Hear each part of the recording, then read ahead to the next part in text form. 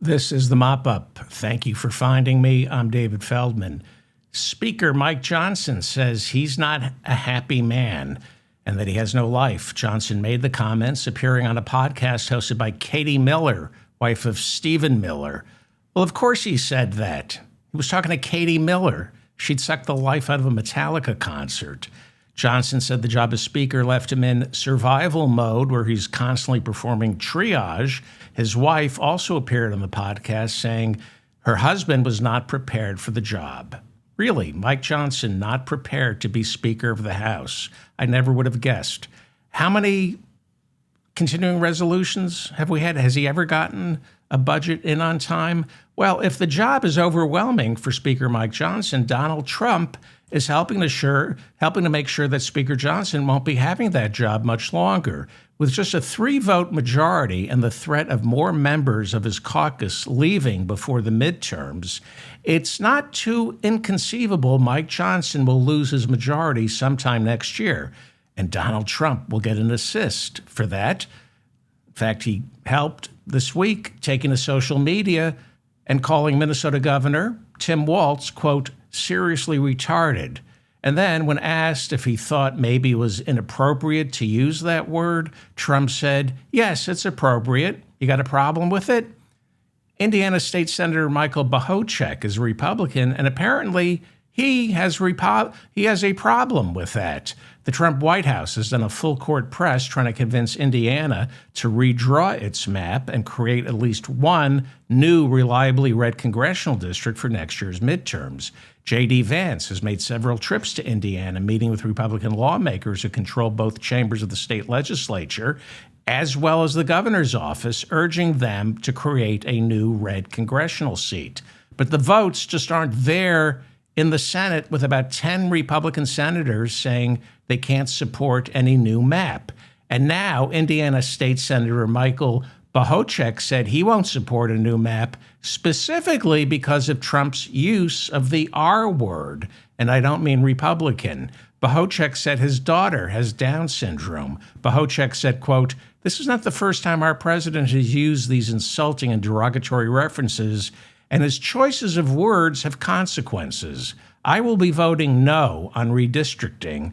Perhaps Trump can use the next 10 months to convince voters that his policies and behavior deserve a congressional majority, unquote. Indiana, that's a Republican from Indiana. Indiana's Republican governor convened a special session to redraw the maps, despite a vast majority of Indiana voters saying, don't touch them. And Senate Republicans telling the Republican governor they will vote against any changes. The 119th Congress began this year with Republicans holding 220 seats, Democrats 215. That means all it takes is Democrats flipping 3 seats in next year's midterms to win control of the House. But some rare good news for Mike Johnson in these gerrymandering wars. A panel of 3 federal judges ruled that the 2026 midterms in North Carolina could go ahead with a new map, creating one new reliably red congressional district. The map was drawn earlier this year by the Republican-controlled State House to dilute North Carolina's 1st and 3rd congressional districts, making the 1st district more Republican. So a lawsuit was filed by the NAACP and Common Cause accusing Republicans of drawing these maps in order to disenfranchise black voters. They will appeal this new ruling to the Supreme Court, which has held that state legislatures are free to redraw congressional maps in order to give one party an advantage over another. That is called partisan gerrymandering, and the Supreme Court said it is up to the individual state Supreme Courts to decide whether partisan gerrymandering obeys that individual state's constitution.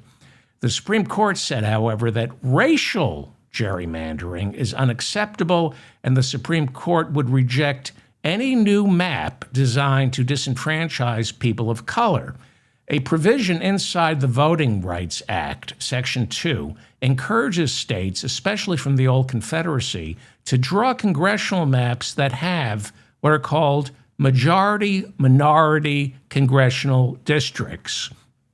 What is a majority-minority congressional district? These are congressional districts where a majority of the voters are members of a minority, like Black, Hispanic, Asian, or Native American. Of the 435 seats in the House of Representatives, it's estimated that roughly 120 are majority-minority, meaning most of the voters in those majority-minority congressional districts are non-white. There is currently a suit before the Supreme Court challenging two new Louisiana majority-minority congressional districts. The suit was filed by white voters in Louisiana who argued two Black congressional districts in Louisiana disenfranchise white voters. This is an important case because it means the Supreme Court could rule that Section 2 of the Voting Rights Act has outlived its purpose and that states, especially from the old Confederacy, are no longer obligated to include majority-minority districts in their congressional maps. It's been estimated that should the Supreme Court throw out Section 2 of the Voting Rights Act, then about a dozen majority-minority congressional districts in the old Confederacy, the Deep South, would be eliminated. They would turn they would turn red, and that would probably give Republicans a permanent majority in the House of Representatives. The timing of the Supreme Court's decision is crucial. It can wait until June of next year, and that would have no impact on the midterms. But if the Supreme Court rules sometime before February of next year, it means Republicans have a much better chance of keeping the House. If the Supreme Court gets rid of Section 2 of the Voting Rights Act before February of next year, then Republicans have a much better chance of keeping the House. We are still waiting on the Supreme Court to rule on Texas's new map, which created 5 reliably new red congressional districts. A panel of federal judges last month threw that map out, claiming it was drawn based on racial gerrymandering, not partisan gerrymandering. Again, the Supreme Court says if congressional districts are created to favor one party over another, that's fine. But if those maps are drawn to silence Blacks, Asians, Hispanics, or Native Americans, then that's against the law. It violates Section 2 of the Civil Rights Act. The federal judges threw Texas's new map out last month, saying it was clearly rewritten to silence Black and Hispanic voters, and they pointed to a Trump Justice Department memo urging Texas to dilute 5 congressional districts specifically based on their racial makeup. The Supreme Court is expected to rule any day on which map Texas can use. More trouble for Florida House Republican Corey Mills. You might remember a Florida judge issued a restraining order forbidding the congressman from contacting Miss United States 2024, who he was cheating with on his wife. Mills was accused of threatening her with revenge porn. He's not allowed to contact her. Then there was the other woman who called 911 claiming the congressman was beating her. Washington, D.C. police filed an arrest warrant for the congressman, but the D.C. attorney, a Trump appointee, refused to sign the arrest warrant. Then Mills was evicted from his luxury Washington, D.C. apartment for failure to pay rent. Then Mills was accused of visiting sex workers on a congressional trip to Afghanistan. Mills is also accused of stolen valor, inflating his record in Iraq, calling into question whether he actually deserves his Bronze Star. The House Ethics Committee is looking into whether his weapons company has profited off his work as a congressman. And now there are reports that Congressman Corey Mills used donations to his campaign, nearly $100,000, on luxury trips for private jets, to trips where he spent at least $12,000 on slot machines. Did I mention he's a Republican? On Monday, Florida's outgoing House Speaker, Republican Paul Renner, called on Corey Mills to quit the U.S. House of Representatives. Mills represents Florida's 7th congressional district, which should be reliably red, but according to Politico, thanks to Corey Mills, the Democratic Congressional Committee, the DCCC, now thinks his seat is flippable. Right now, Mike Johnson can only spare 2 Republicans in order to pass a bill. It's that tight right now. Marjorie Taylor Greene announced she is giving up her seat in January. She will leave just days after qualifying for her congressional pension. You need to serve 5 years to qualify for a congressional pension. So she's out, and a special election will be held to fill Marjorie Taylor Greene's seat. But in the meantime, that's another vacancy. Her district is reliably red. There's no way Democrats could ever flip it. During Biden's State of the Union, Marjorie Taylor Greene broke House rules by wearing pro-MAGA clothing that violates the congressional dress code. You're not allowed to wear anything that reeks of electioneering during a presidential speech in Congress. She was joined by Texas House Republican Troy Nehls, a Trump supplicant who also wore his MAGA red. The two of them have been the most vocal supporters of Trump. Troy Nehls wanted Trump to become Speaker after Kevin McCarthy was forced to vacate the chair back in 2023. Nehls has repeatedly said it is the job of Republicans in the House to rubber stamp whatever it is that Donald Trump wants, but now he's leaving Congress. Not before the midterms. So he's going to stay to the end. And it is impossible for his district, Texas 22, to flip blue. It's considered one of the safest Republican seats in the country. So why is he leaving? To make room for his twin brother, Trevor. Immediately after announcing his retirement, Troy Nehls' identical twin brother, Trevor, a decorated Iraq veteran, announced he will run for his brother's seat in order to provide voters in Texas with what he called MAGA continuity. Florida House Republican Byron Donalds, also a Trump supplicant, is running for governor of his state. Trump endorsed him, so you'd think that would be the end of it.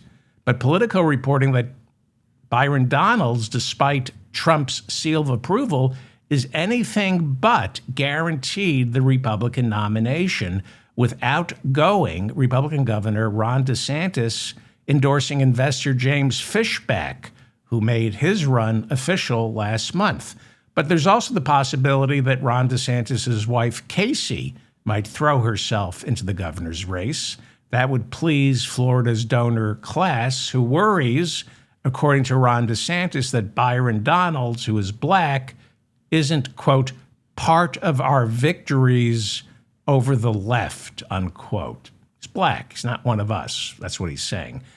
Ron DeSantis' wife is the subject of an ongoing criminal investigation into whether she illegally diverted $10 million from the state of Florida's general fund, whether or not she diverted $10 million of that into a charity she set up. A grand jury has been convened looking into whether she should be charged with fraud, money laundering, and campaign finance law violations. CNN reporting that Donald Trump now telling veterans he spoke with that they should expect a land invasion of Venezuela any day now. Over the weekend, Trump declared all of Venezuela a no-fly zone, ordering all commercial jets flying into or leaving the country not to land and not to take off. Nicolas Maduro, the leader of Venezuela, officially labeled the leader of a terrorist organization by the State Department last week. He called Trump's declaration of a no-fly zone illegitimate and unjustified aggression. On Friday, the Washington Post broke the story that Pete Hegseth, our nation's defense chief, ordered what is called a double tap during a September 2nd airstrike in the Caribbean on alleged narco-terrorists. According to the Pentagon and reporting in the Wall Street Journal and the Washington Post, our military fired a Hellcat missile at suspected drug dealers and they killed 9. When drone footage then showed there were 2 survivors clinging to the remains of the boat, Hegseth, according to the Washington Post, ordered a second strike, saying, quote, "Kill them all," unquote. The operation at the time was being run by SEAL Team 6 with Admiral Frank Bradley in command. He reportedly gave the order to kill the survivors based on Hegseth's order to fire on the survivors, and they did, killing them instantly. Well, as early as September 10th, the Wall Street Journal reported that the military violated the law by firing on that ship as it began to turn around and head back to Venezuela. It is against the law to fire on any ship that is in retreat. It is also against the law to kill survivors of an aerial assault. Forget whether the initial airstrike was legal, because it's not, but there's absolutely no question that killing survivors of an airstrike is a war crime. It's why Donald Trump, when asked about this over the weekend, said he didn't know about it, but would never approve of killing survivors. It's why Pete Hegseth, our defense chief, who boasted at first that he'll be killing more narco-terrorists, when the story was first released by the Washington Post, Hegseth said, "I'll be killing more narco-terrorists." Well, he seems to have backed away from the bravado. He seems to be claiming he never gave that order to, quote, "kill them all." He seems to be blaming Admiral Frank Bradley, who was running SEAL Team 6 at the time, who gave the order after Hegseth ordered him to give the order. A lot of people now are saying Hegseth is trying to pass the blame onto Admiral Bradley. In other words, Hegseth knows he did wrong, so he's looking to blame somebody else. Now, if this were a normal administration, right now, Hegseth would be in serious trouble.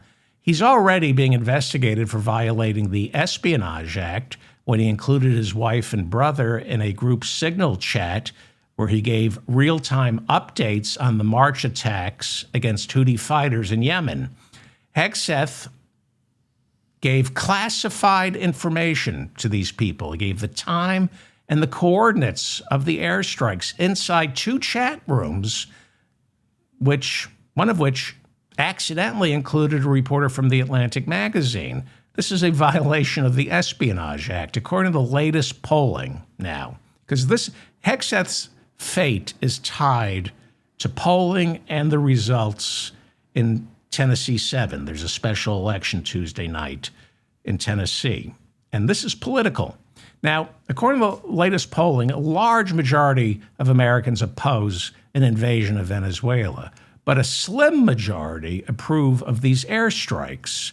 So politically, Hegseth might be able to tough this one out, the way he toughed out his nomination, where Americans learned not just that Hegseth was forced to pay hush money to a woman accusing him of rape, his own mother put into writing that he was a serial abuser of women. His former sister-in-law stepped forward to accuse Hegseth of beating his wife and drinking himself into oblivion, especially at strip clubs. We learned about the financial mismanagement of 2 of Hegseth's nonprofits for soldiers, 2 nonprofits that he ran into the ground. We learned about his neo-Nazi tattoos and his unbending belief in white Christian nationalism. By any standard, he is the most unqualified person ever to serve as defense chief. But there he is. He got confirmed by 1 vote. All it took was Tom Tillis of North Carolina to keep his promise and not vote for Hegseth, and he wouldn't be defense chief. So he just might stay, depending on the politics, depending on how the special election, Tennessee 7, Tuesday, shakes out. Republicans who run both the House and Senate Armed Services Committees announced they are now looking into who ordered that second airstrike on the survivors. If Trump's polling numbers were good, you can be sure that the Republican chairman of the House and Senate Armed Services Committees would be saying this is not an issue, these are narco-terrorists, but the polling is bad. So they're looking into Hegseth's alleged kill them all command. House Republican Mike Turner chairs the House Permanent Select Committee on Intelligence. He is a senior member of the House Armed Services Committee. Congressman Mike Turner said that if the reports in the Washington Post are true, that there were 2 survivors from that airstrike and Hegseth said kill them all, then that is a very serious and an illegal act, unquote. Turner didn't use the term war crime, but that's what this is. It is a war, undeniable, not to be debated. And it now looks like hearings will be held.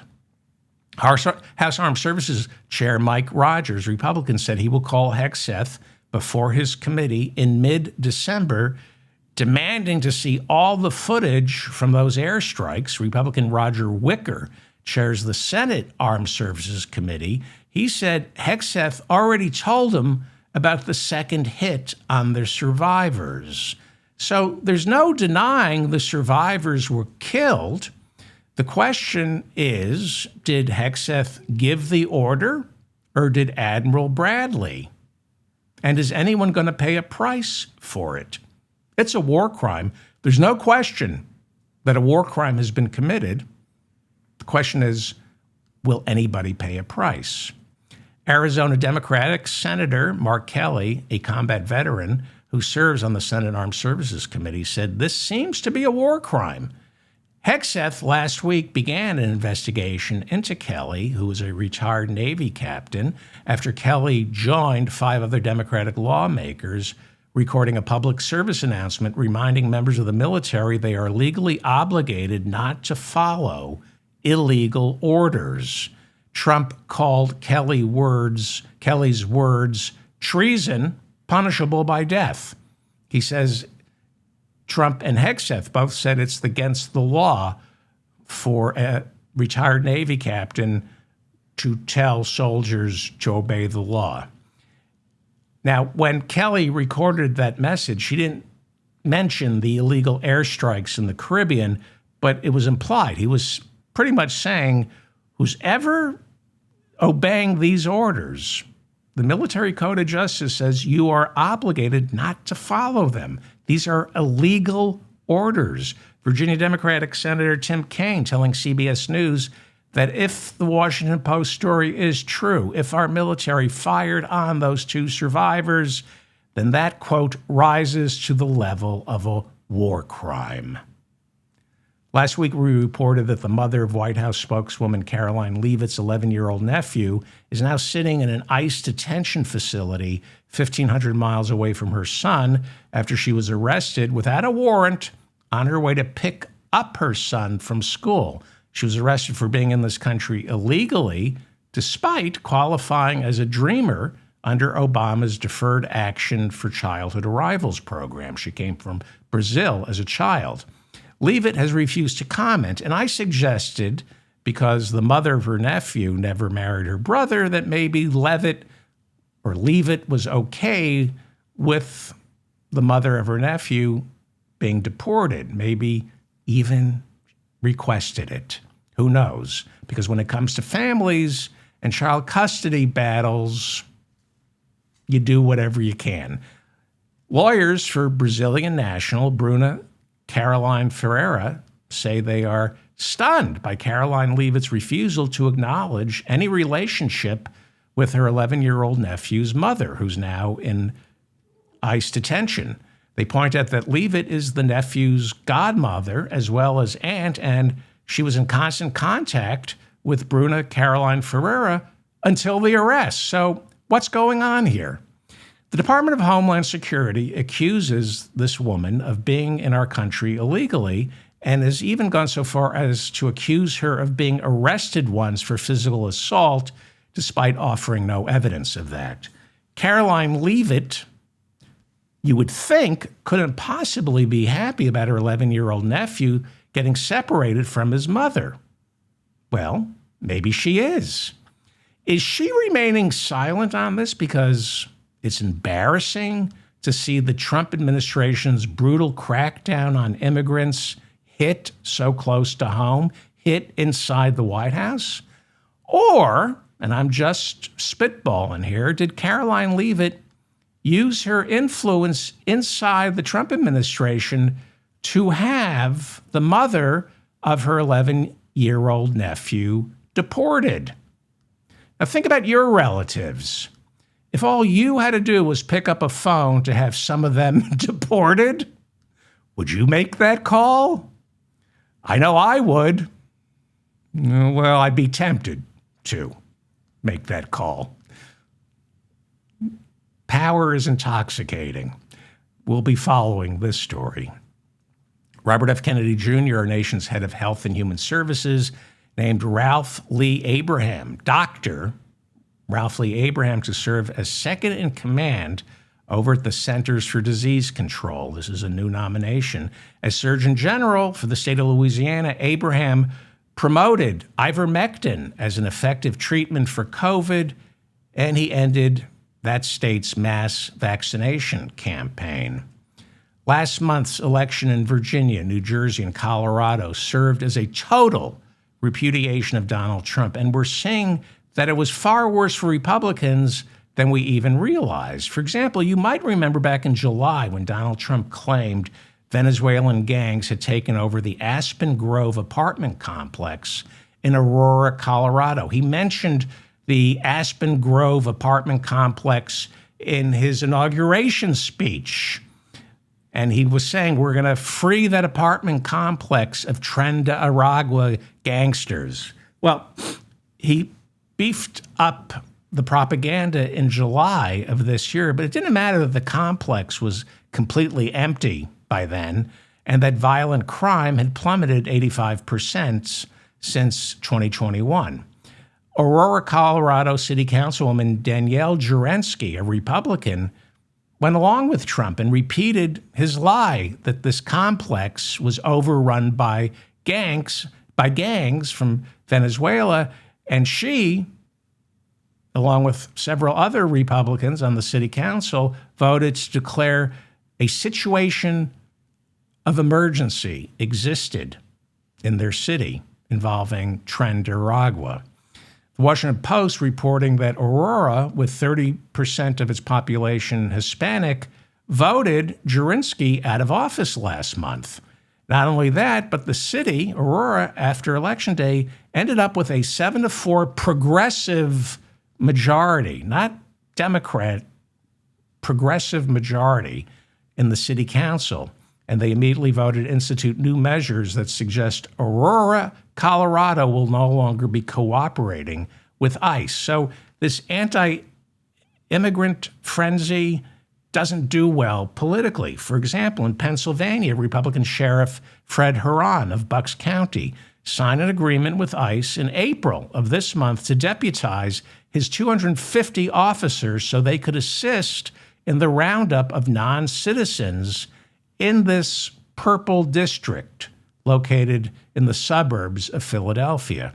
Sheriff Huron, Republican, lost his reelection bid last month by 10 percentage points to a Democrat, marking the first time Bucks County elected a Democratic sheriff since 2008. This is a bellwether. Biden barely carried Bucks County, Pennsylvania, in 2020. Trump barely carried it last year. These are the districts, these are the elections you pay attention to. So elections like these tell us how unpopular Trump's immigration policy is. Most telling is that Trump's approval rating is now below 40%. Gallup has him at 36%. This is the lowest Trump has ever scored. Okay, most polls show that despite Trump being underwater, voters approve of his immigration policy above any other policy that he has. At least his immigration policy polls in the 40s. Still underwater, but it's still his strength, if you want to call it that, immigration. At least in the polls, it's strong. But when it's tested now in elections, we see it going down hard, not just in California, but New Jersey, Virginia, and, as I just showed you, Aurora, Colorado, and Bucks County, Pennsylvania, which brings us to Tuesday's special election for Tennessee's 7th Congressional District. This is a seat vacated by Republican Mark Green, who quit in July amid rumors I had heard. I'm not sure that there was an extramarital affair. I had heard a rumor, but he said he found work in the private sector. Who knows? This election is an important bellwether if you understand what to look for. So Republican Matt Van Epps is running against Democratic state legislator Afton Bain. She's called the AOC of Tennessee. Tennessee 7 is one of the safest Republican districts in the country. It's unflippable. Nearly 80% white. Mark Green, the Republican who just quit, he was reelected last November by a nearly 40% margin. Trump beat Kamala Harris there by 38%. Biden did a little better in 2020, only losing to Trump by 20 percentage points. This is a deep red district. So what are we looking for here Tuesday night? Well, I want you to remember the big Iowa upsets we saw in special elections held this year throughout the state of Iowa. These upsets started in late January when a special election was held in Iowa Senate District 35 to fill a seat vacated by the Republican state senator who left to become lieutenant governor of Iowa. Now, Trump carried that district in November of 2024 by 21 points. So this is deep, deep red. Within a little more than 10 weeks, on January 28th of this year, the Democratic candidate for state Senate won, flipping that seat blue. Democrat Mike Zimmer won by 4 points. So that's a 25-point swing from November of 2024, when Trump won the district, to late January of 2025, when Democrat Mike Zimmer won it. All right, we're not going to see that in Tennessee 7. And we're also not going to see this, the really big story that came out of Iowa this year. It was Senate District 1 special election. This was in August. Okay, Trump won this district by 11 points in November of last year. By August, this reliably red state Senate seat, this is a state Senate seat, it flipped blue when Democrat Caitlin Drew defeated Republican Christopher Proch 53-47. You're looking at a slide showing, I believe, what is that? A 10-point win. Right. It was a 6-point margin. What are we showing there? Yeah. But that was the slide. It was before the election was called. 55-45. That's 10 points. It was a 6-point win. Anyway, that was a 17-point swing from Trump winning in November by 11 points to a Democrat winning by 6 in August. I don't think we're going to see this in Tennessee 7 Tuesday night. I don't expect any of what I just showed you to happen Tuesday night.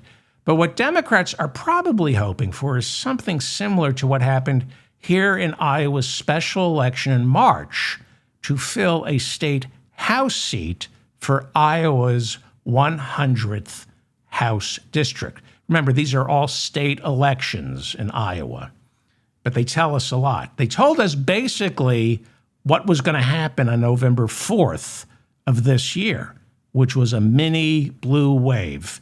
We went over these results in Iowa. This was the bellwether state this year that told us how Election Day, November 4th, 2025, was going to shake out. So, in March, this is what I think we might see in Tennessee 7. In March, Republican Blaine Watkins won Iowa House District 100, defeating Democrat Nanette Griffin in this special election where that seat stayed red. And this, again, is what Democrats are hoping for Tuesday night in Tennessee 7. The Republican won 53 to 47. That slide is off by 1 point. It was taken before the election was called. He won 53 to 47. The Republican ended up winning by 6 points. And that's a sizable showing. But in November of 2024, Trump carried this district by 25 points. That's a 19-point swing in a deep red district. Yes, the Democrat lost. But if this were golf, you would give that Democrat, Nanette Griffin, some kind of handicap, and you'd say she won with the handicap. This is what I believe we're looking for Tuesday night in Tennessee. Not a win. You're looking for a narrow defeat. By the time most of you hear this, we'll know the results in Tennessee.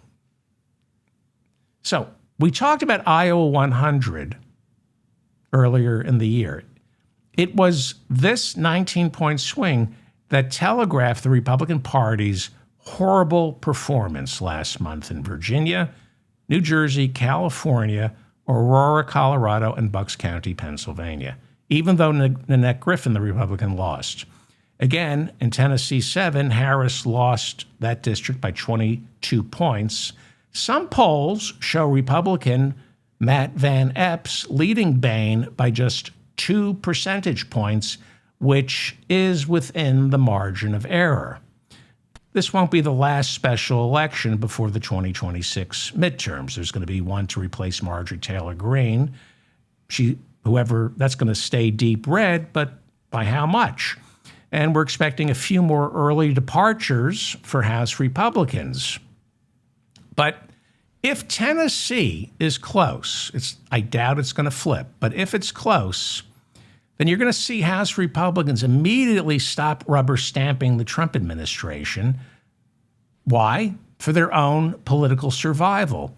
We will begin to see congressional oversight of the Trump administration if Tennessee 7 is close.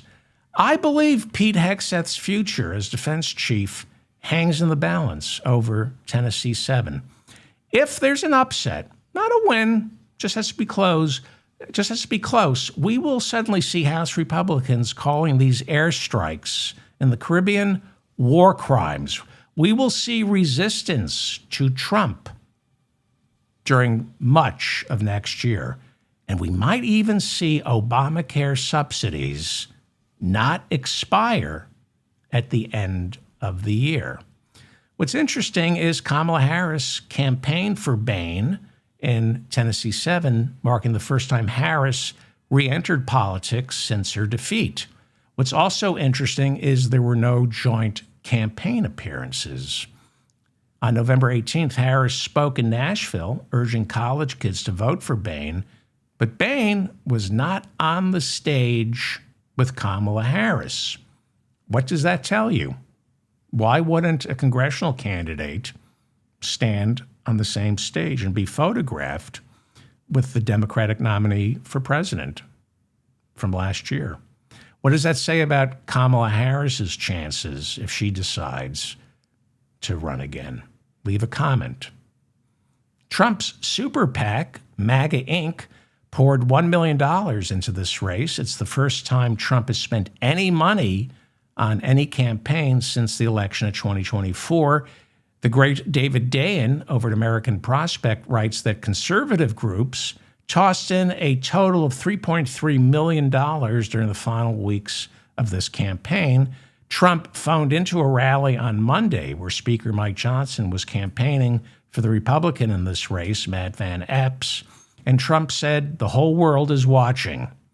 Now, again, Trump won Tennessee 7, but by a slightly smaller margin than he did the rest of the state.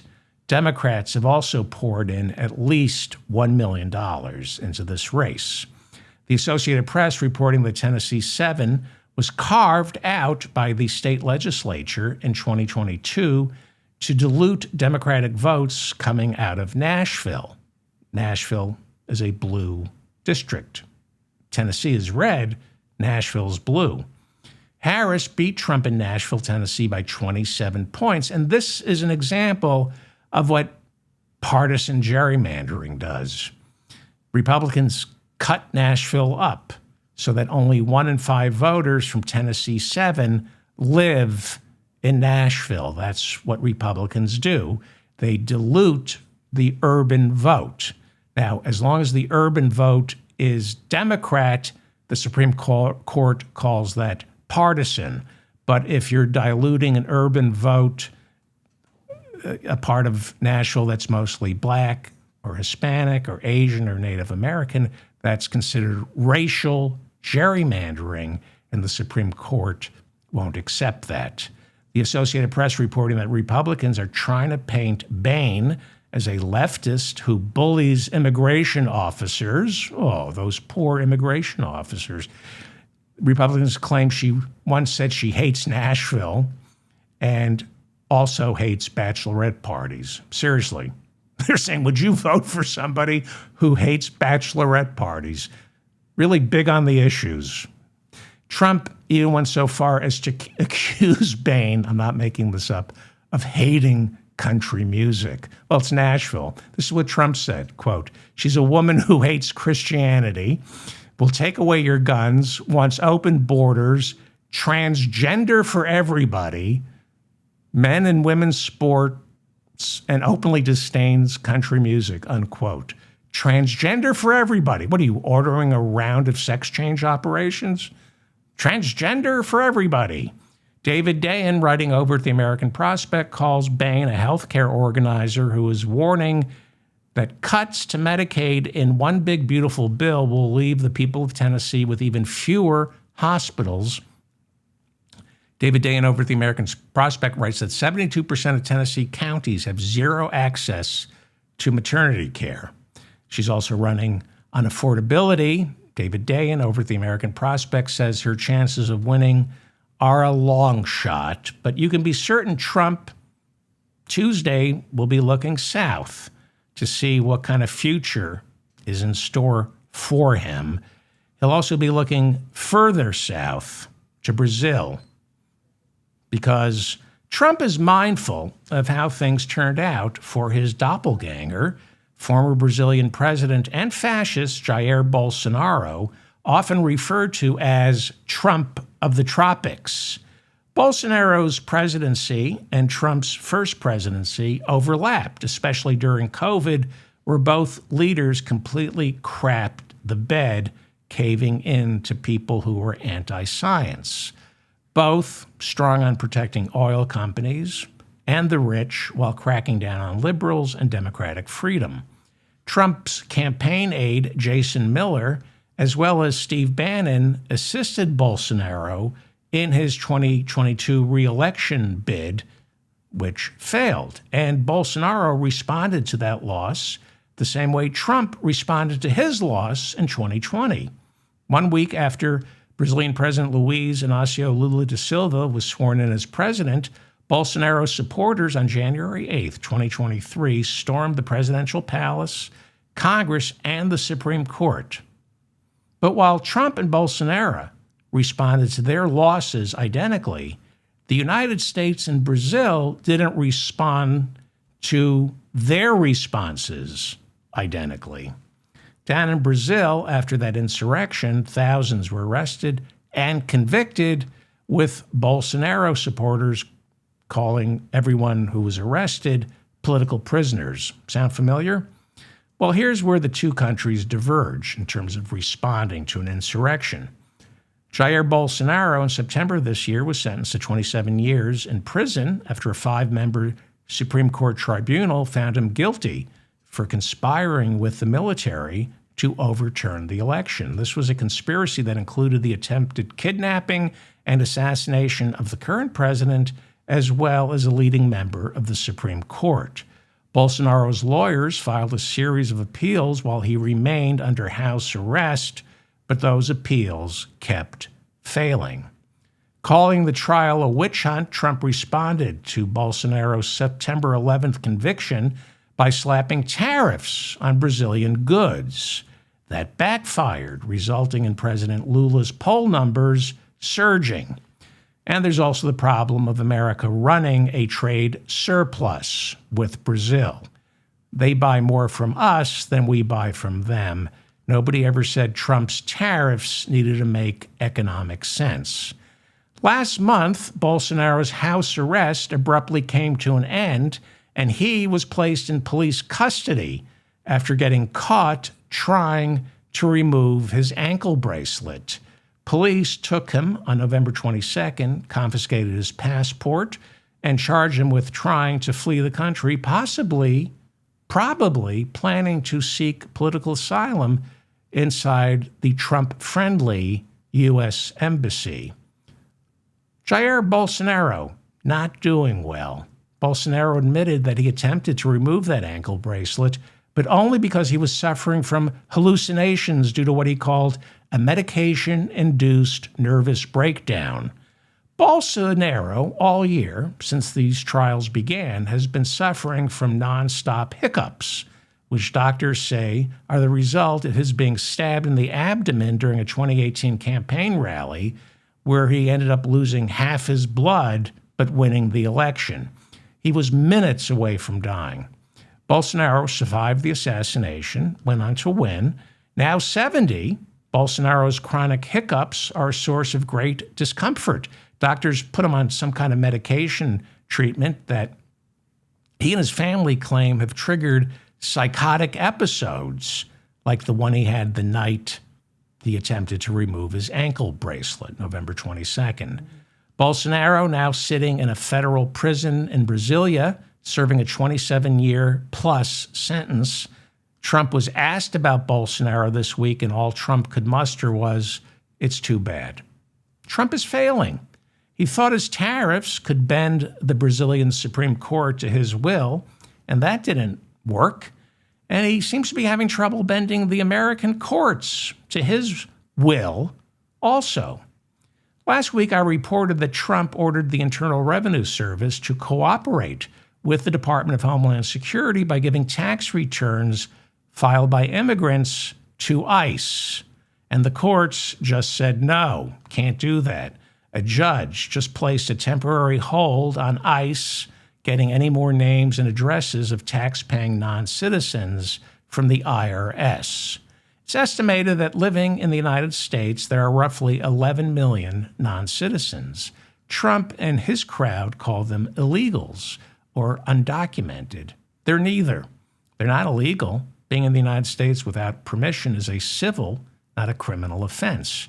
That's because multiple industries rely on immigrant labor, and you can't hire criminals, because if you knowingly hire a criminal, that makes you a criminal as well. So primarily to protect big business and make sure there's a steady supply of cheap labor, our government doesn't make it a crime to be here without proof of citizenship. It's a civil offense, subject to fines and possible deportation. Trump and his crowd also like to call these non-citizens undocumented. There is no such thing as an undocumented immigrant. Yes, there are non-citizens. There are immigrants without citizenship, possibly without green cards.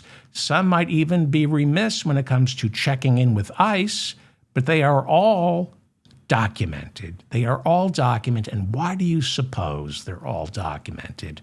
Because with rare exceptions, it's impossible for anyone in the United States to be here with no record of who and where they are, citizen or non-citizen.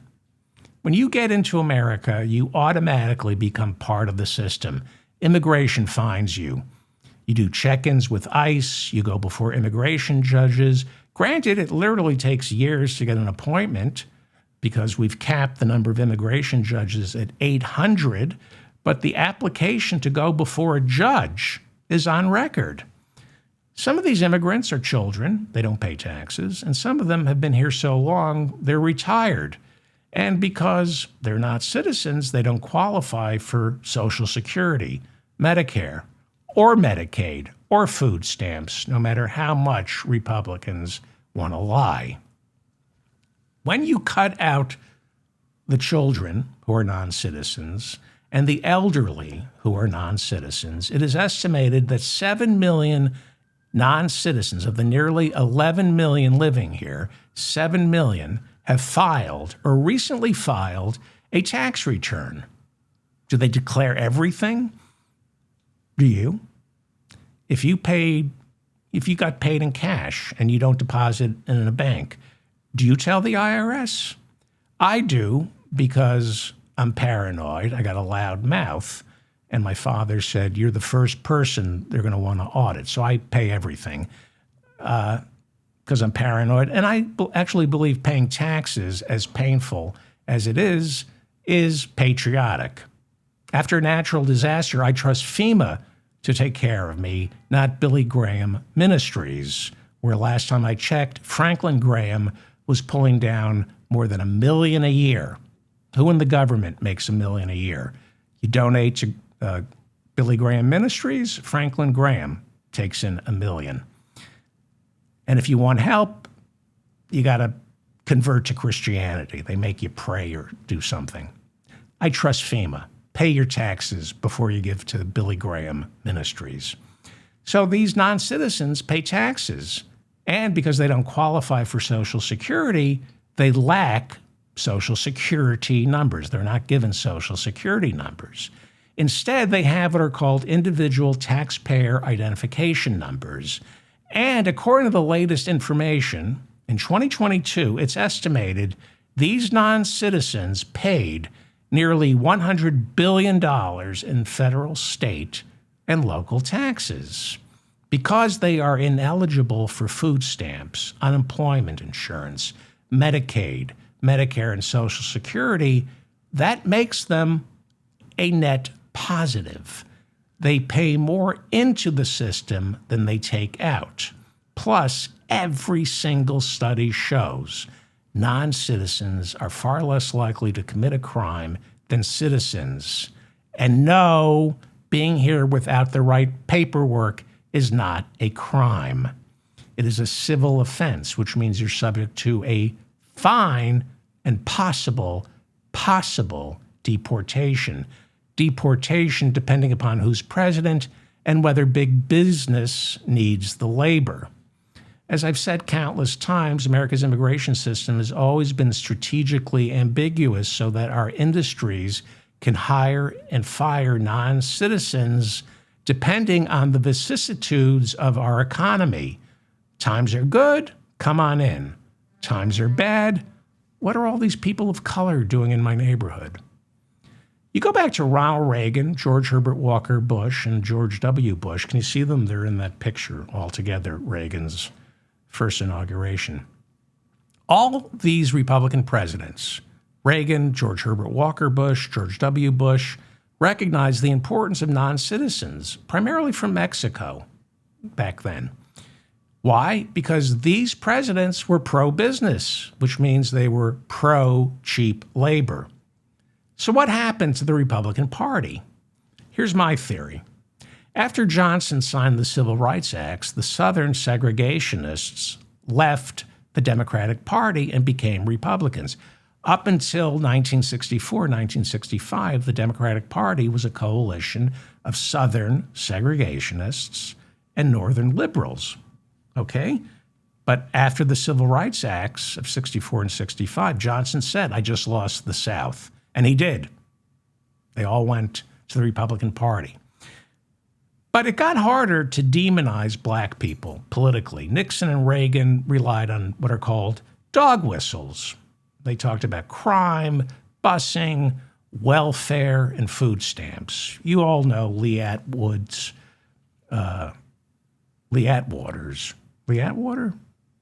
His deathbed confession. Now, immigrants, especially from Mexico, they discovered were easy to demonize because they weren't white, they didn't speak the language, and you could claim they didn't belong here. So, hatred for immigrants has always been baked into this country. The xenophobia within the Republican Party, however, that Trump tapped into, I believe, began in California in 1994 with then conservative, the despicable Arianna Huffington, yes, the despicable founder of the Huffington Post. Yeah, I know you think she's a Democrat. You think she's a liberal. She's a con artist. In 1994, Arianna Huffington, who should rot in hell, single-handedly succeeded in getting Proposition 187 passed in California, which denied public schooling and emergency health care to Latin American immigrants and their children. Yes, Arianna Huffington, who everybody thinks is such a great liberal. She's an opportunistic infection. Her Prop 187 passed with 59%. She wrote the contract for America in 1994 as well, okay? Her Prop 187 passed with 59% of the vote in deep blue California. This was 1994. The U.S. Supreme Court later struck 187 down, saying 187 was unconstitutional because you can't deny access to public schools and health care based on immigration status. In fact, Reagan signed a law making it illegal for hospitals to deny emergency treatment to non-citizens. So, Prop 187 passed in California to Arianna Huffington, passed to deny health care and education to immigrants. It got killed in the courts. But in 1994, 59% of deep blue California voted in favor of it. Politically, going after immigrants worked because that's what 187 showed, I believe.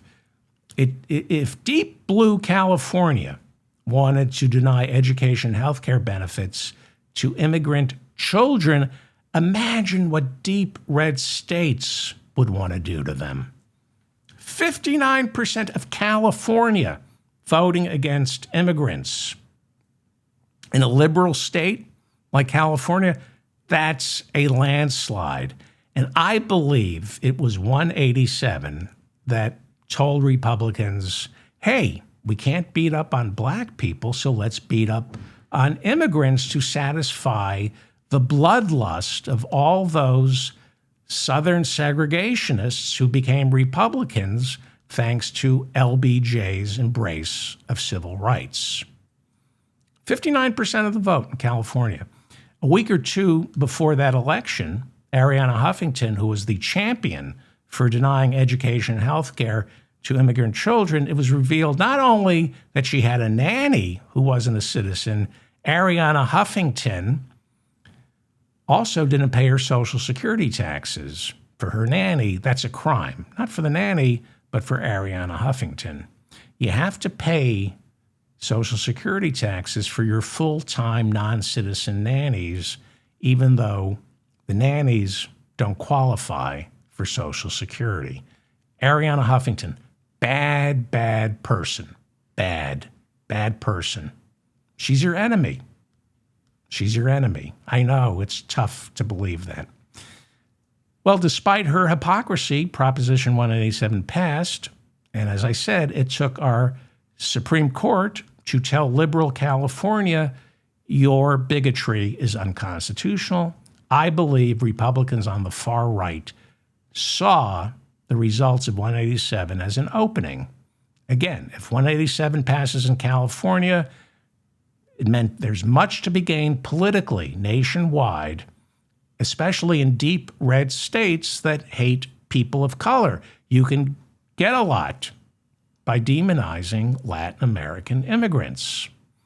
Hatred for immigrants, especially non-white, is baked into our nation's DNA. But in terms of the modern Republican Party, Prop 187 in 1994 set the stage for the Republican Party getting taken over by Donald Trump's know-nothings, the Rush Limbaughs, the Pat Buchanans, the Ann Coulters, the Sean Hannitys, who couldn't bring themselves to admit they're congenital racists, So instead, they decided the party needed a purity test on immigration, people of color, Latin American immigrants. If you're for immigration reform, they said you can't be a Republican. Ask our Secretary of State, Marco Rubio, about the backflips he was forced to perform after he tried to get immigration reform passed before running for president in 2016. His run for president in 2016 was basically an apology tour for his trying to pass immigration reform. 20 years after Prop 187, Republicans no longer wanted immigration reform because they no longer wanted immigration. Before he died, Charlie Kirk was saying he opposed illegal and legal immigration. These are the know-nothings. That's a term dating back to the 1850s. Know-nothings. It's a nickname for members back in 1850 and before that, 1840s. It was a nickname for the newly formed Nativist American Party. The American Party's platform called for mandatory reading of the Bible in public schools, the Protestant Bible.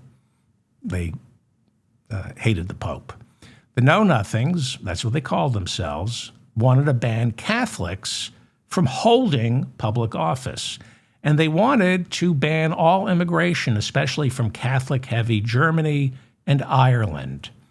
The Know-Nothings were MAGA. By 1855, the Speaker of the United States House of Representatives, Nathan P. Banks, was a Know-Nothing. By 1855, the Know-Nothings were the second largest political party in the United States, electing 100 members to Congress, 8 governors, and winning complete control of the state houses inside Massachusetts and Connecticut. Well, what happened to the Know-Nothings? Otherwise known as they called themselves the American Party, but their nickname was the Know-Nothings. What happened to it? What happened to the American Party? Well, believe it or not, the Northern Know-Nothings opposed slavery. So the American Party collapsed once the Civil War broke out. Hatred for immigrants in America, nothing new. All that changes is where the immigrants come from. Back then, it was Ireland and Germany. Today, it's migrants from Central America. Trump and his descendants are direct. Trump and his supporters are direct descendants of the Know-Nothings. In the 1850s, the members of the American Party called themselves the Know-Nothings because it was, at first, a secret organization. And if anyone asked a member of the group, who are you?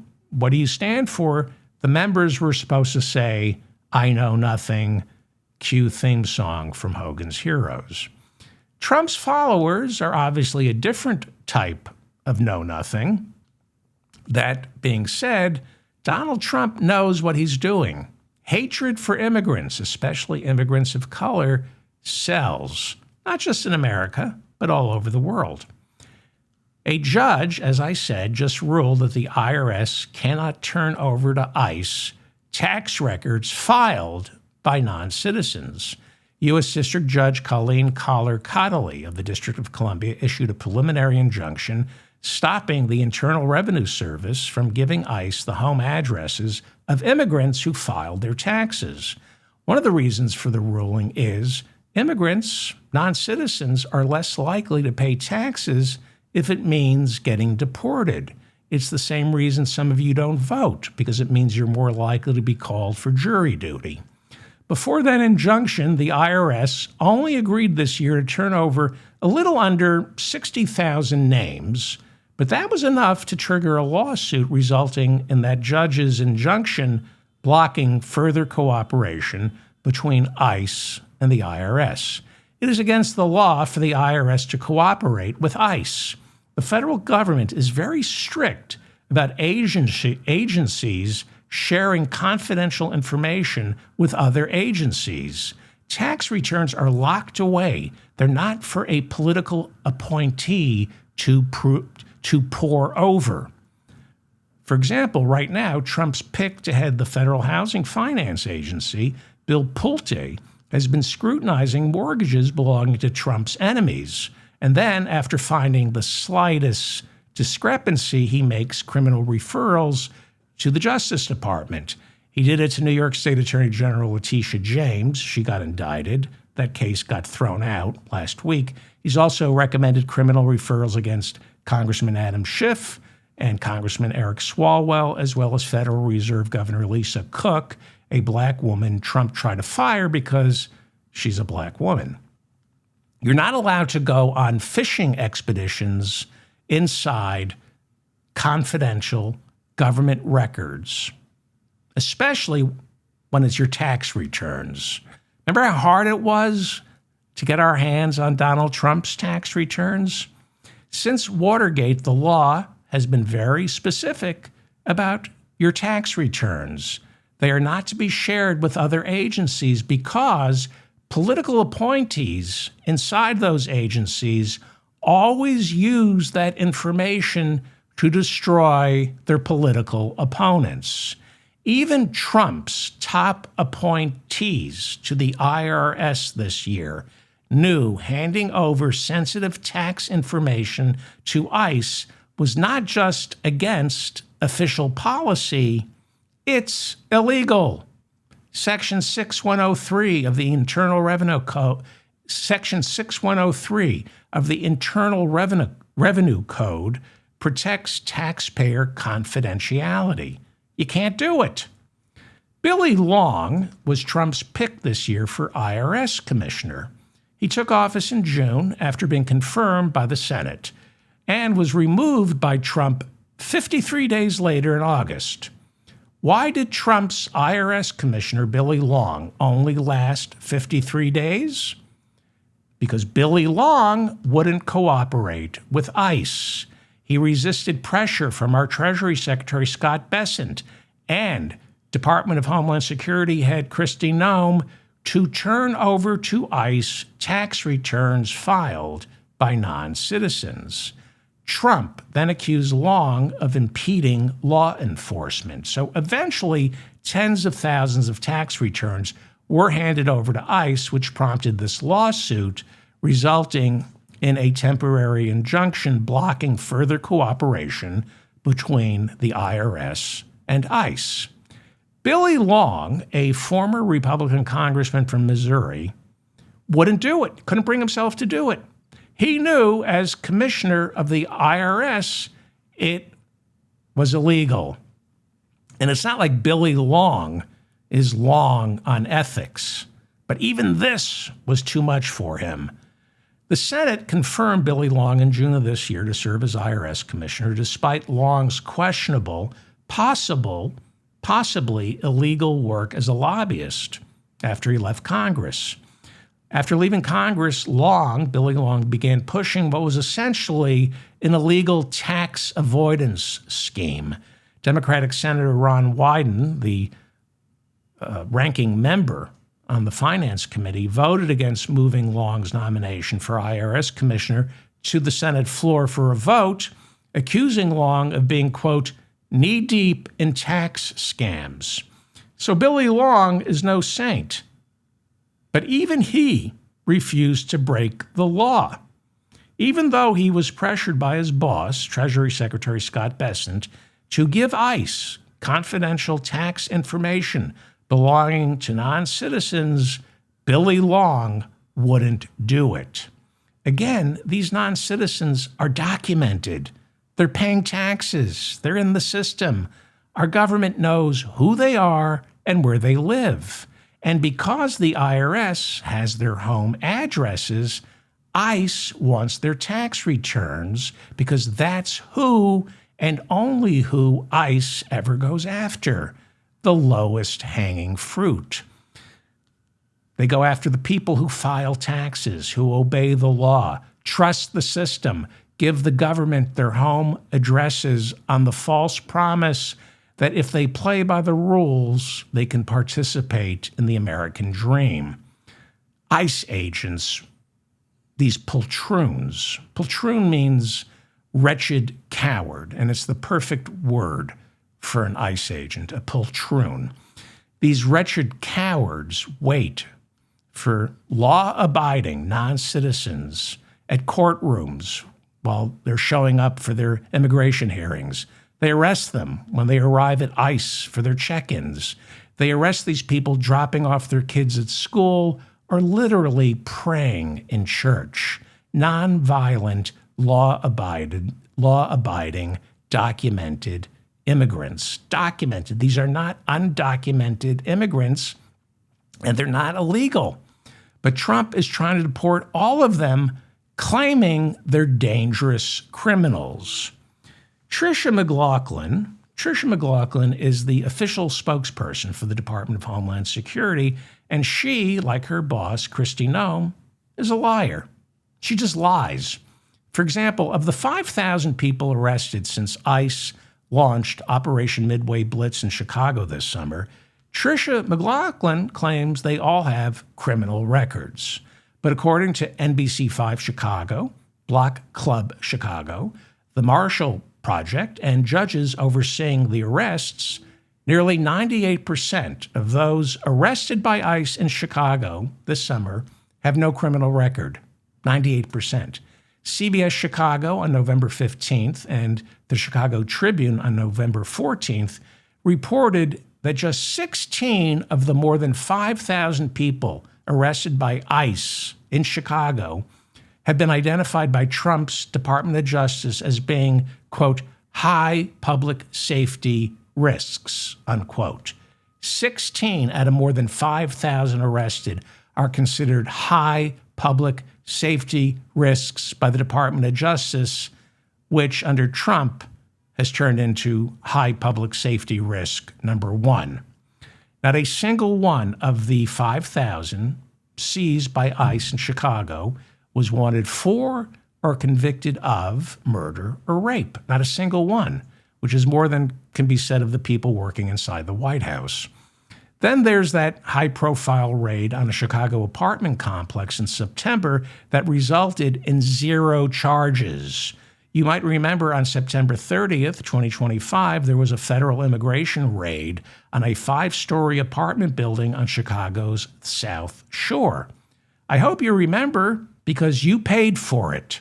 300 heavily armed federal agents from ICE, the FBI, and ATF stormed this building, some rappelling from Black Hawk helicopters, firing flash grenades, kicking open doors, dragging children who were U.S. citizens out into the streets, zip-tying these children, forcing them to sit cuffed on the street while suspected members of Tren de Aragua were rounded up.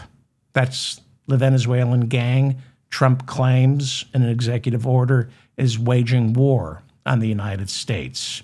They were rounding up Tren de Aragua. 37 people arrested that night, mostly without warrants, dragged to an ICE detention facility in Broadville, Illinois, out in the suburbs of Chicago. It was, as Chicago's mayor, Brandon Johnson, said, police state spectacle, resulting in 0 convictions. Everybody remembers the scene of the raid. No follow-up. Nobody remembers the follow-up. 0 convictions.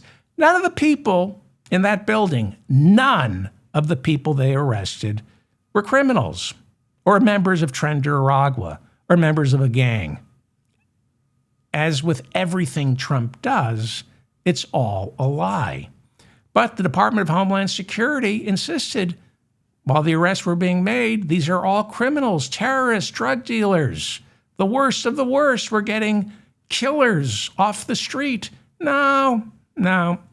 These cowards from ICE, all they did that night was get to play dress up, rappelling from Black Hawk helicopters, firing flash grenades, pointing assault weapons, getting to play cops and robbers, cowboys and Indians, getting to play war without any of the real-life consequences. You get shot, you count to 10 Mississippi, and get right back up. Since Trump returned to the Oval Office, we have a record number of immigrants detained, primarily in for-profit jails. 65,000 locked up right now. Thanks to one big beautiful bill, ICE now has $45 billion to hand over to the for-profit detention industry to build facilities to house 232,000 immigrants by 2027. So right now we have 65,000 locked up. By 2027, in 2 years, we're set to lock up 232,000 immigrants, even though border crossings are at an all-time low. But that doesn't matter. If you build it, they will fill it up. They will find a way to detain somebody. The money has been allocated to build 232,000 cells, not cells, just for-profit detention centers that can accommodate 232,000 immigrants instead of the 65,000 we have locked up right now. Actually, we're only equipped to lock up about 40,000 immigrants, but we're keeping 65,000 locked up.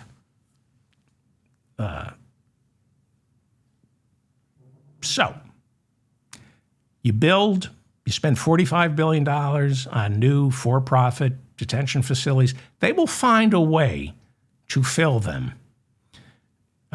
Doesn't matter. Canadian tourists, homeless citizens, drug addicts who are citizens, people accidentally taken even though they are citizens, they'll fill those prisons. These for-profit detention facilities right now slow walk the release of people who were accidentally taken because they want to rack up billable hours. There was a Canadian wellness influencer with no criminal record. She was held for weeks, sometimes in solitary, even though her paperwork was in order. She wrote about this in The Guardian, and she concluded that these for-profit detention facilities this year just kept moving her around, purposely losing her body in the maze of bureaucracy because she said the longer she was detained, the more money these for-profit detention centers could get paid. Tricia McLaughlin, the spokeswoman for the Department of Homeland Security, says more than 70% of the 65,000 people being detained right now nationwide are criminals. She's a liar. According to the conservative Cato Institute, as well as Atlantic Magazine and several other trusted sources, nearly 75% of the people currently held have zero criminal records. Zero criminal records here in the United States or their countries of origin.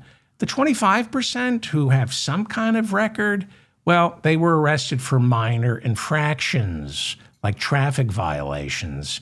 It's estimated that maybe 5% of the entire population of immigrants being held primarily in these for-profit detention centers, about 5% have what are considered some kind of serious criminal charges. Not convictions, charges. Not convictions, charges. Remember, if they were really serious, they'd be turned over to local police for prosecution, not held inside a for-profit ICE detention center. I cannot stress this enough. There are no dangerous criminals awaiting trial being held inside an ICE detention facility. If ICE accidentally arrests a criminal after they're done crapping their pants, because ICE agents don't know how to arrest a real criminal, but if they accidentally, inadvertently arrest a real criminal, that criminal is immediately turned over to state or local police to be prosecuted, because ICE agents are not trained. Their for-profit detention centers are not equipped to handle real criminals. ICE is for men and women to work when they can't get hired by anybody else, especially local police departments, like this pathetic loser, Dean Cain, the actor. He's an ICE agent. That's everything you need to know about ICE. When your luck completely runs out, when you're stupid, like Dean Cain, you join ICE. So you get to play dress up, like their boss, Kristi Noem. They get to wear these cool-looking outfits, brandishing assault weapons and bulletproof vests. And people who don't know any better look at these ICE agents and think they're law enforcement. They're not. But they get to use military-style hand gestures, like in the movies. They play act SWAT teams popping out of minivans looking like soccer moms off their meds. They're not tough. They're sadistic cowards. They have no idea how to arrest a real violent criminal, which is why if you so much as touch an ICE agent, you're charged with assault. You put a finger on an ICE agent accidentally, you're charged with assault. In May, Congresswoman LaMonica McIver, who represents parts of Newark, New Jersey, was trying to inspect the for-profit Delaney Hall detention facility in Newark, New Jersey, run by Geo Group. When she was pushed into an ICE agent, she was immediately charged with 2 felony counts of assaulting a federal officer, and that trial begins next year. The ICE agent didn't require any medical attention, but he was touched by the Congresswoman, and because ICE agents are delicate flowers, if you so much as touch one, it's criminal assault. ICE temporarily moved on from Chicago. They're now in Charlotte, North Carolina. Greg Bovino, the Border Patrol officer in charge of the operations in Los Angeles, Chicago, and now Charlotte, says they're coming back to Chicago. Greg Bovino is a racist and a liar.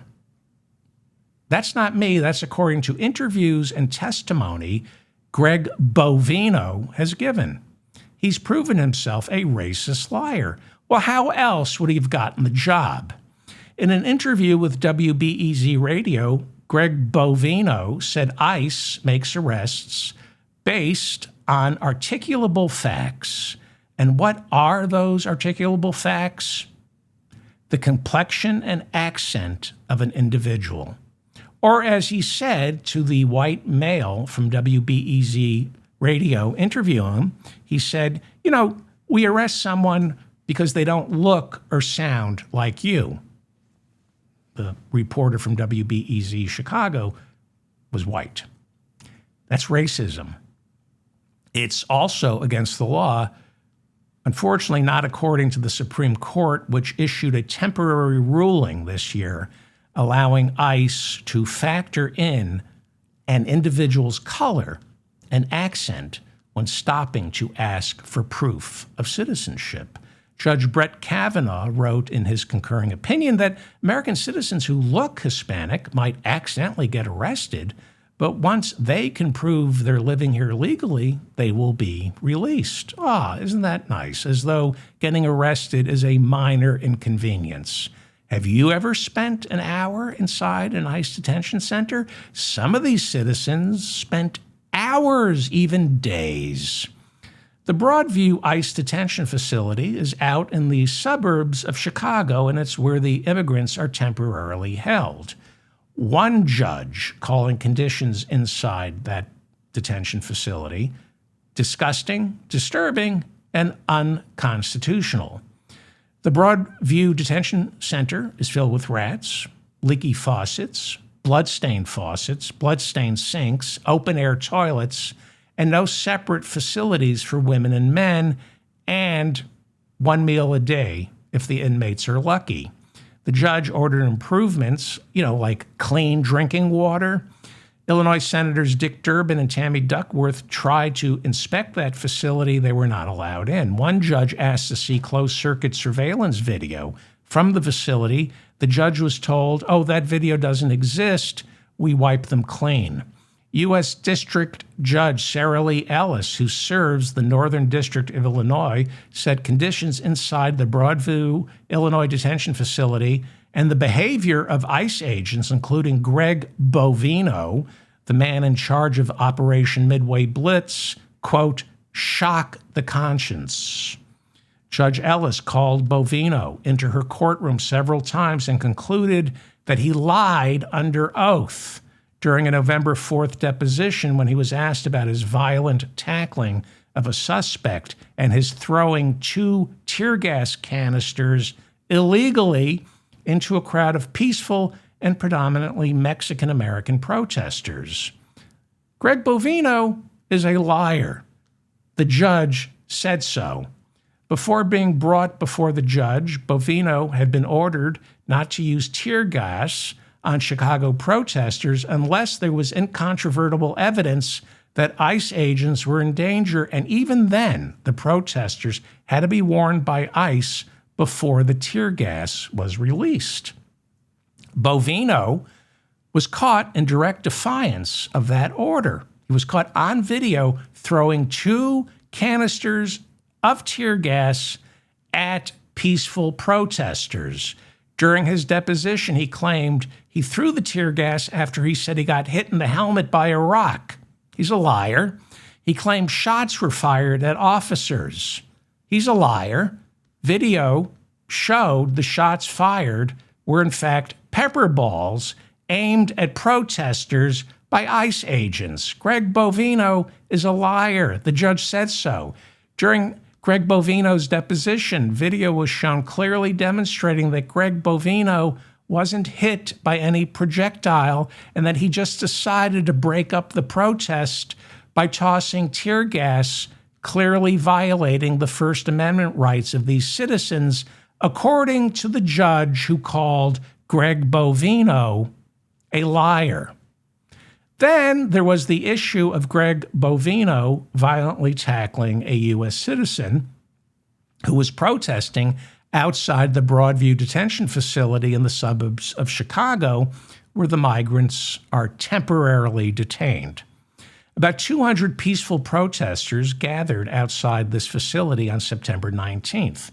At around 8 p.m., Greg Bovino led a line of 30 ICE agents in riot gear into the crowd, and they began roughing up the protesters, including one American citizen holding a "No Kids in Cages" sign. This citizen ended up getting violently tackled by Greg Bovino for no reason other than Greg Bovino wanted to mess someone up. Bovino testified that he tackled that protester, in response to the mob turning violent. He said some sort of explosives were fired at the ICE agents, followed by calls from protesters to attack the agents. Bovino, the cowardly liar, said he felt threatened. Poor little baby. And I mean little.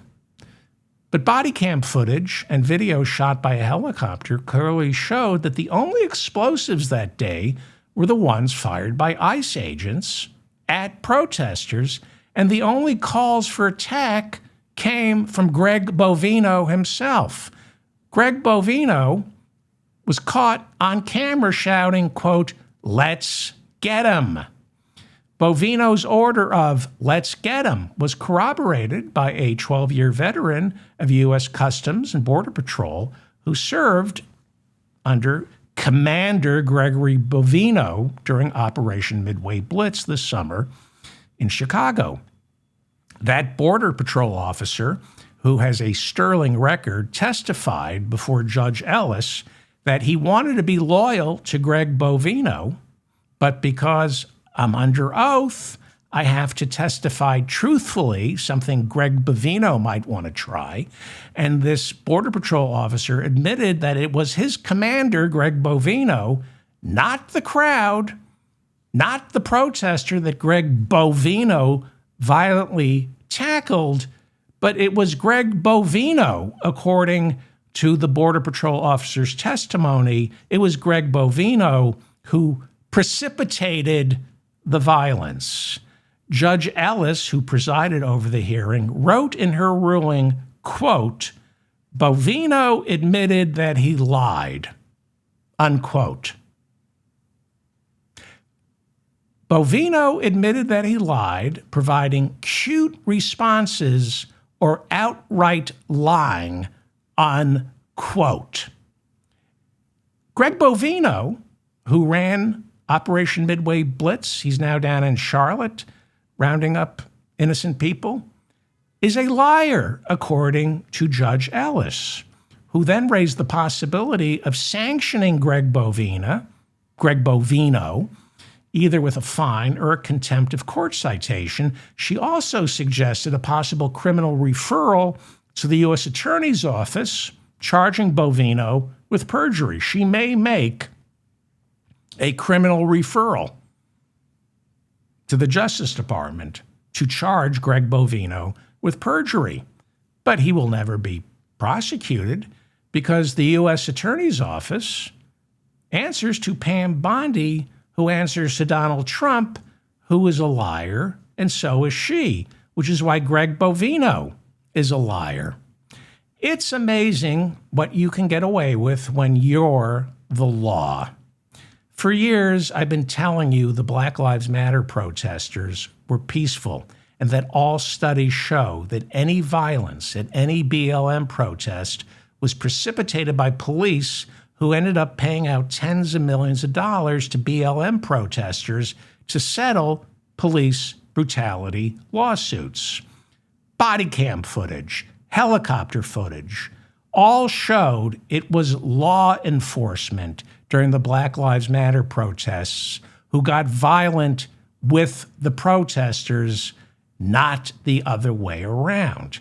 Yes, there are outside agitators like Kyle Rittenhouse, but the people organizing the protests, Black Lives Matter, or the No Kings protests this year, or the anti-ICE protests we see in Los Angeles or Chicago and Charlotte. These are peaceful people. These are peaceful protesters. In Chicago, you see nurses, priests, rabbis, teachers, and veterans protesting. They are peaceful, and they remain peaceful even when ICE fires tear gas and beats them. No civilized society trusts its law enforcement. Even Donald Trump says don't trust the FBI. He's right. You don't trust law enforcement. You don't trust the police. You don't trust ICE. Practically every amendment in our Bill of Rights is about reining in the police. People with power, especially power over someone else's body, abuse that power. You never trust anyone with power. You never trust anyone who wants power because something is clearly wrong with people like Gregory Bovino. Something is clearly wrong with border czar Tom Homan, Steve Miller, Kristi Noem, the whole lot of them. The Constitution of the United States, which these people are supposed to swear an oath to, the Constitution says don't trust people in power. And then there's the issue of Greg Bovino's phony groin injury. More lies. They just lie. You touch them, they lie and say you injured them. On October 3rd, the liar, Kristi Noem, she's also the head of Homeland Security, she visited the Broadview Detention Facility in the suburbs of Chicago where migrants are supposed to be temporarily detained. They're held there for days, and they're not equipped to handle long-term arrivals. That's why they only can get one meal a day. They don't have nurses. They don't have doctors. They don't have separate toilet facilities for men and women, open-air toilets for men and women. So Kristi Noem showed up for a photo shoot at Broadview Detention Facility in the suburbs of Chicago on October 3rd. There were 100 protesters standing outside the facility trying to get in the way of cars leaving. Wearing riot gear, Greg Bovino led his ICE agents into the protesters. One protester, according to Greg Bovino, shoved Bovino so hard, Bovino claims he sustained a groin injury that he later claimed required 2 weeks of paid leave. Bovino, we know, grabbed that protester, who Bovino claims injured his groin. Bovino made an arrest after violently wrestling that protester to the ground. Well, Bovino's story then changed. First he said he was punched, then he said he was shoved, but body cam footage shows Bovino shoved first, and nobody's certain whether the man he shoved back, but somehow Bovino's groin got injured. Video shows Bovino was never touched near the groin. Yeah, because the only way Bovino gets his groin touched if he's willing to part with $50 in the back alley out by a dumpster. The video shows that he incited that physical confrontation. And how do I know this? How do I know he's a liar? Because prosecutors, surprise, surprise, dropped charges against the protester who Bovino arrested and charged with assaulting a federal officer's groin. I don't think we can find Greg Bovino's groin. I think he's got an innie. Well, Bovino is now down in Charlotte. During his tenure leading Operation Midway Blitz, there were at least 100 unprovoked incidents of unnecessary use of force against protesters that involved tear gas, flash grenades, and violent arrests, all in direct violation of the protesters' First and Fourth Amendment rights. Starting in December, the Seventh Circuit Court begins to hear several appeals filed by protesters who did win a temporary restraining order on ICE's use of tear gas, only to have that restraining order revoked by a higher court. There's also the issue of a Biden-era consent decree that forbids ICE and the Customs Border Patrol from making any arrests in Illinois, Indiana, Wisconsin, Missouri, Kentucky, and Kansas without a judicial warrant or an administrative warrant. There's a consent decree dating back to the Biden presidency saying ICE officers, Custom Patrol officers in Illinois, Indiana, Wisconsin, Missouri, Kentucky, and Kansas cannot make an arrest without either a judicial warrant or an administrative warrant. Because most of the arrests made by ICE during Operation Midway Blitz lacked judicial and or administrative warrants, these were basically federal agents grabbing people randomly off the street. Their activity this year violates that consent decree. So a judicial warrant is signed by a judge, and it allows ICE to make an arrest and, if specified, search somebody's property. An administrative warrant is signed by an administrator inside the Department of Homeland Security. If ICE only has an administrative warrant, ICE can knock on a person's door. They can ask that person to step out of their apartment. But ICE, with an administrative warrant, lacks the authority to kick open the door to make the arrest or search the premises. So let's review. Know your rights. If ICE knocks on your door, you ask, do you have a warrant? If they don't have a warrant, if you're filming it, you might say, go F yourself. If they don't have a warrant, call the local police and say, there's a home invasion. If they have a warrant, then, and pay attention, ask, is it a judicial or an administrative warrant? Repeat after me. Do you have a judicial or an administrative warrant? Do you have a judicial or an administrative warrant? If it's an administrative warrant, that means it was signed by somebody at ICE or the Department of Homeland Security. You don't have to open the door. Okay? If it's a judicial warrant, and those are hard to get, then you have to cooperate. So if it's not a judicial warrant, you don't have to cooperate with ICE if they knock on your door. In Cicero, Illinois, a suburb of Chicago, a masked ICE agent shot pepper spray into an automobile driven by Rafael Veraza, a 25-year-old United States citizen.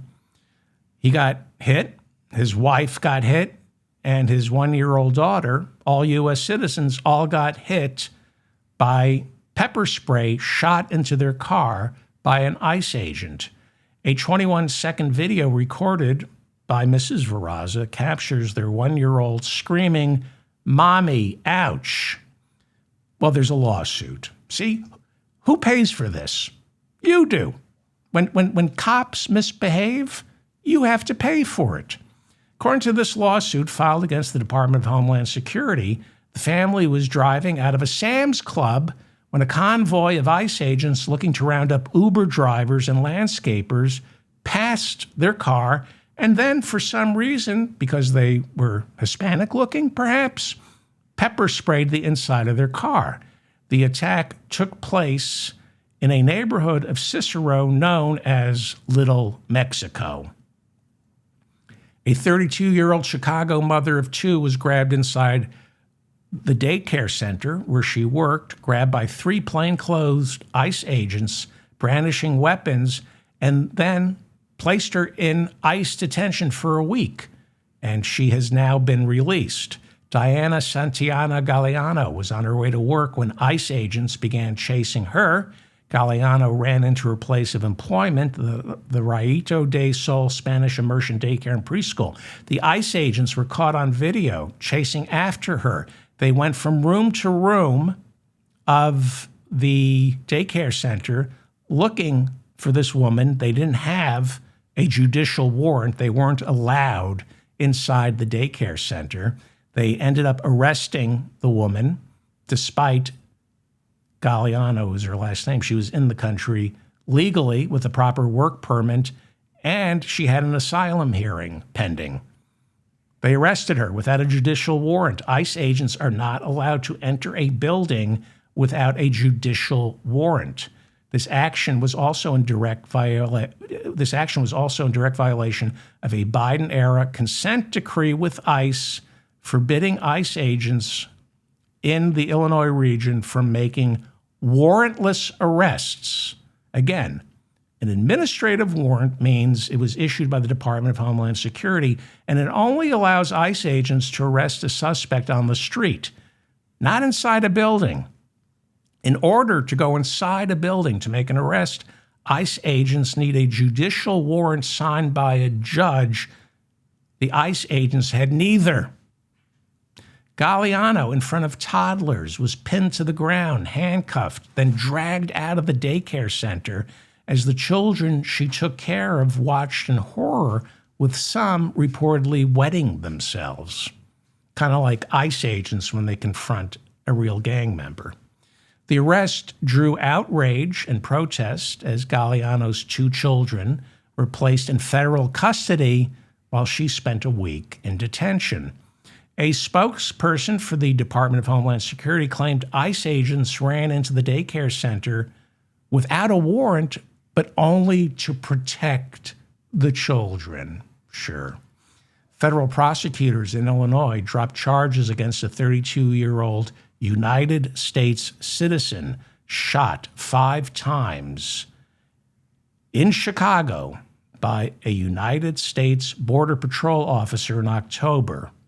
Marimar Martinez, a U.S. citizen, after surviving the shooting, was described by Department of Homeland Security spokeswoman Tricia McLaughlin as a domestic terrorist who was brandishing an assault weapon while attempting to ambush border agent Charles Exum in early October. Who do you think's lying here? So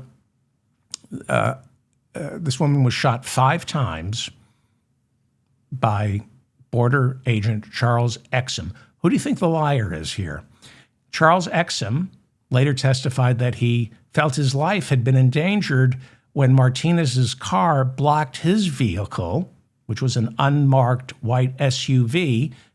He claimed she blocked him from passing through an intersection So he hopped out and fired 5 shots, hitting her 5 times while she sat in her car. And you're looking at the damage he claims she did to his white car.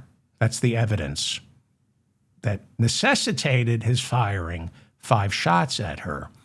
Body cam footage later revealed Martinez, the woman who got shot 5 times and survived, she didn't have an assault weapon, and that it was the Border Patrol officer, Exum, who drove his car into hers while screaming, quote, "Do something, bitch." Think he has a problem with women? Last month, during the criminal arraignment of Martinez, the woman who was shot, she was charged with the crime. Her lawyer, Chris Parente, presented a text message that the border agent who shot her 5 times sent to his fellow officers later that day, which read, "I fired 5 rounds and she had 7 holes. Put that in your book, boys," unquote. The Border Patrol officer, Exum, was questioned by Martinez's lawyer, Parente. According to the transcript, the lawyer asks, "So, the 5 shots, 7 holes is a reference to my argument at the detention hearing that you shot Ms. Martinez 5 times and there were 7 holes. Is that true?" asks Parente, the defense lawyer. Border Patrol officer Exum responds, quote, "I believe that is true. I am a firearms instructor and I take pride in my shooting skills," unquote. Her lawyer, Parente, then asks, quote, "So you're bragging that you shot her 5 times and got 7 holes. Are you literally bragging about this?" Exum, the Border Patrol officer, answers, quote, "I'm just saying 5 shots, 7 holes," unquote. It is so creepy. It is so creepy to give these people power over your body. Christopher Parente is Martinez's defense attorney, who also worked as a federal prosecutor. She was the one who needed a defense attorney. Well, charges against her were dismissed. Obviously, Parente said he would sue Border Patrol officer Charles Exum. Exum now claims to have qualified immunity from any lawsuits stemming from his work for Border Patrol. There are currently 50 multi-million-dollar lawsuits accusing the Department of Homeland Security of excessive force during Chicago's Operation Midway Blitz. Right now, you're looking at Reverend David Black. He's the pastor of First Presbyterian Church of Chicago. He was shot in the face with pepper balls during a peaceful protest outside an ICE detention facility in the suburbs of Chicago. I'm David Feldman, reminding you to stay strong and protect the weak. Please share this episode with your friends and neighbors and loved ones. Hit the notification bell so I'm always in your feed. Hit the like button so I'm always in your feed. Thank you to Bob and Mila in the chat room. Leave a comment if I made any mistakes. Sometimes I misspeak. Sometimes I get my facts wrong. So leave a comment if I made a mistake, or just leave a comment. Subscribe to this channel. Subscribe to my newsletter. Thank you for listening.